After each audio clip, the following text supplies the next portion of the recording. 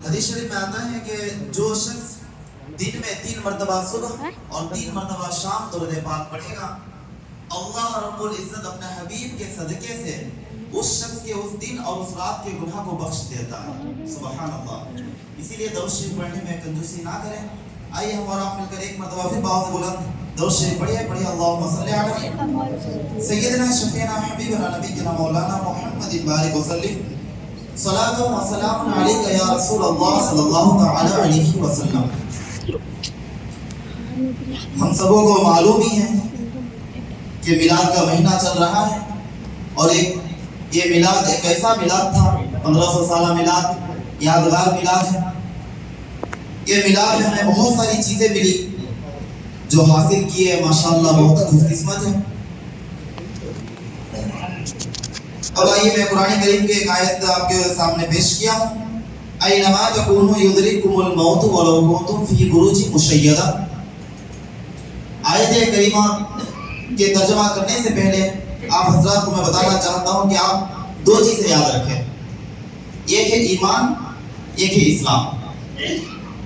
حالانکہ ہم سب اپنے آپ کو کہتے ہیں مسلمان، ٹوپی لگا لیے، داڑھی رکھ لیے، ماشاءاللہ سنت ادا کر لیے، تو ہم سب اپنے ٹائٹل میں کیا لگاتے ہیں کہ ہم مسلمان ہیں۔ اب مسلمان ہونے کے لیے 2 چیزوں کا ہونا ضروری ہے۔ کیا کیا؟ ایک ہے ایمان اور ایک ہے اسلام۔ اسلام ہونے کے لیے ایمان کا ہونا ضروری ہے، اور ایمان کو سمجھنے کے لیے اسلام یعنی مسلمان ہونا ضروری ہے۔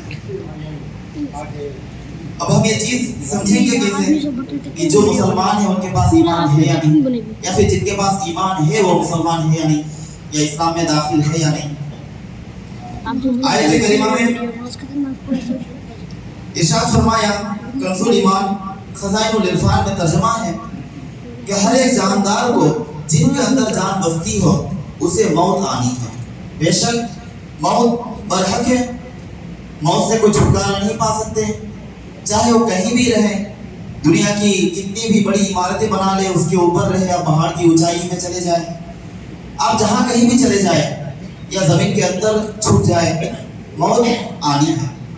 موت برحق ہے، موت سے کوئی بچ نہیں سکتا۔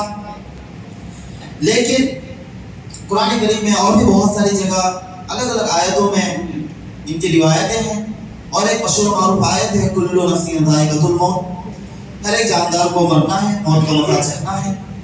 یعنی بے شک موت برحق ہے، ہم اور آپ بھی اپنی آنکھوں کے سامنے اپنے خاندان سے، رشتہ دار سے، دوست احباب میں سے، یا پھر کوئی دنیا میں آنے سے پہلے ہی انتقال کر گئے۔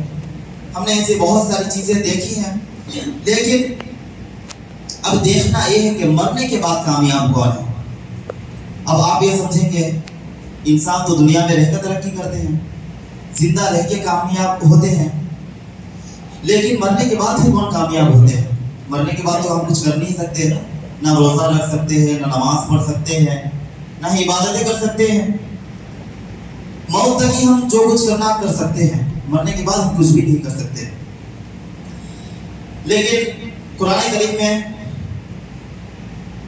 یہ بھی ایک آیت کریمہ ارشاد فرمایا، اور وہ آیت کریمہ کہنے سے پہلے ہم مرنے کے بعد نماز جنازہ ادا کرتے ہیں۔ نماز جنازے میں تیسری رکعت میں، تیسری تکبیر میں ہم یہ دعا پڑھتے ہیں، اللہم اغفر لی حینا و میتنا و شاہدنا و غائبنا و صغیرنا و کبیرنا و ذکرنا و انثانا اللہم من احییتہ منا فاحیہ علی الاسلام۔ امید کرتا ہوں آپ میں سے بھی بہت کسی کو یاد ہوں گے، اور یہ بھی امید کرتا ہوں بہت کسی کو یاد نہیں بھی ہوں گے۔ جن کو یاد نہیں ہے ضرور یاد کر لیں، کیونکہ یہ ساری چیزیں سیکھنے سکھانے والی چیز نہیں ہے، بلکہ خود کو یاد رکھنا ہے۔ کیونکہ جب موت کسی کی میت ہوتی ہے تو یہ دعا ہم پڑھتے ہیں، لیکن دعا میں مغفرت کی دعا میت کرتی ہے۔ میت کیا عرض کرتی ہے کہ یا اللہ تو بخش دے کسے؟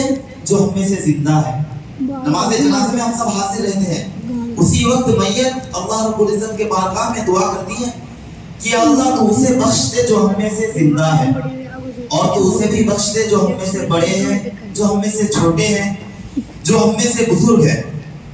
اور تو اسے بھی بخش دے جو اس کائنات میں زمین کے اوپر تیری عبادت کر رہے ہوتے ہیں۔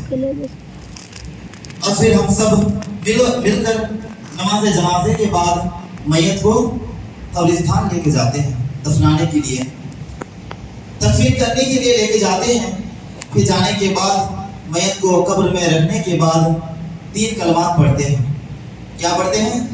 منہا خلقناکم وفیہا نعیدکم ومنہا نخرجکم تارۃ اخری۔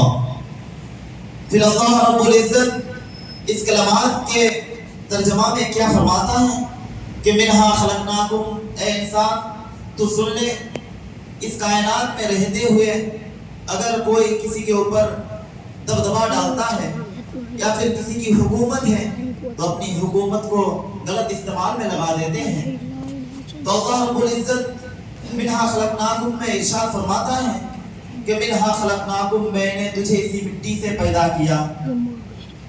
جب ایسے مٹی ڈالتے ہیں تو اللہ رب العزت اسی مٹی کے ذریعے ارشاد فرماتا ہے کہ منہا خلقناکم، میں نے تجھے اسی مٹی سے پیدا کیا، وفیہا نعیدکم، پھر میں نے تجھے اسی مٹی میں ملا دیا۔ اللہ اکبر۔ پھر آخری بار جب ہم مٹی ڈالتے ہیں تو کیا پڑھتے ہیں؟ وَمِنْهَا نُخْرِجُكُمْ تَارَةً أُخْرَى۔ پھر اللہ رب العزت کیا ارشاد فرماتا ہے کہ پھر میں تجھے قیامت کے دن اسی مٹی سے پیدا کروں گا۔ سبحان اللہ۔ فَبِأَيِّ آلَاءِ رَبِّكُمَا تُكَذِّبَانِ، تم میرے رب کے کون کون سی نعمتوں کو جھٹلاؤ گے۔ اللہ کی شان دیکھیں، کتنی بڑی عظمت ہے، اللہ کی کتنی بڑی ذات ہے، کوئی اس کو جھٹلا نہیں سکتا ہے۔ اب آئیے، ایک ہے ایمان، ایک ہے اسلام۔ اب میں کیا عرض کیا؟